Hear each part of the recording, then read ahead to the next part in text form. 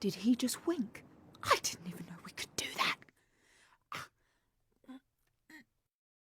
I just looked for the buttons, but then one time, it was your nipples. Oh, good! It's okay. I've got 11 more ribs.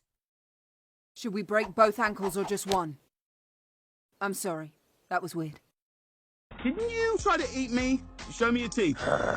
It was you! I knew it! How are you? Yeah, it's actually a bit confusing. Did he just wink? I didn't even know we could do that. Everything's upside down. The elephants around here are really flatulent. Oh, good! Got rid of him. Who's hungry?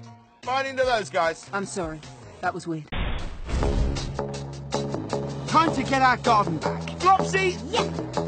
Flopsy kind of has middle child syndrome. Sorry about Dad's jacket. I'm sorry you lost Dad's jacket.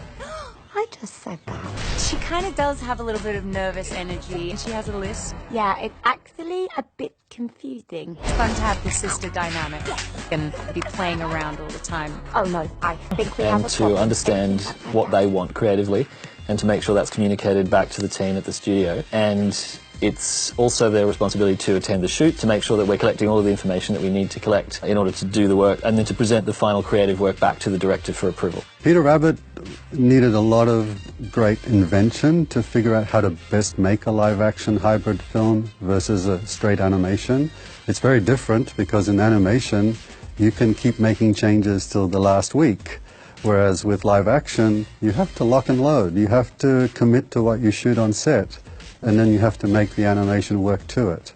Computer-generated animation doesn't make a hybrid movie easier. In fact, computer-generated visual effects and animation get more and more complex year after year. But it's also far more complex and interesting and emotional for a storyteller. And to do that, the Animalogic team had to develop an incredible amount of fur technology, cloth technology, and character animation technology to be able to get that expressiveness out of these fur-covered little creatures. So, as with every project, there's very bespoke technology that needs to be developed to be able to do something that's innovative and groundbreaking. We now are able to achieve a much higher level of quality on fur, for instance, with the combination of the kind of rendering technology that we implemented on the Lego movies. So everything that we do feeds into it itself, and it's all in the service of pushing everything forward to create a better result. I think that people discount the amount of artistry that goes into visual effects, and the fact that visual effects is a very strong combination of technical skill and artistic skill. And the people that work on these films are very, very talented artists and have to be in order to achieve the level of quality that we go for.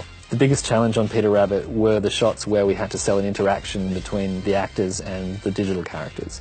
And the reason for that is because it's very hard to kind of reconcile what's actually happening from a physical point of view on set and what the animation is going to be later. So part of what my role was on set was to make sure that the actors understood what the characters were meant to be doing at any given time, and to make sure that they had something physical there to interact with. The other aspect of my role on set is to communicate with the DOP and the camera operator to make sure that they also know what Peter and the other characters are supposed to be doing in the shots, so that the camera work then ties into the characters' actions and what they're supposed to be doing too.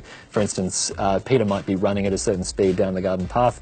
The camera might need to pan at a certain speed, take 2 seconds to pan from right to left. The camera operator has to know that in order to do it at the right speed so that we have the information there to put Peter in at the correct speed later on.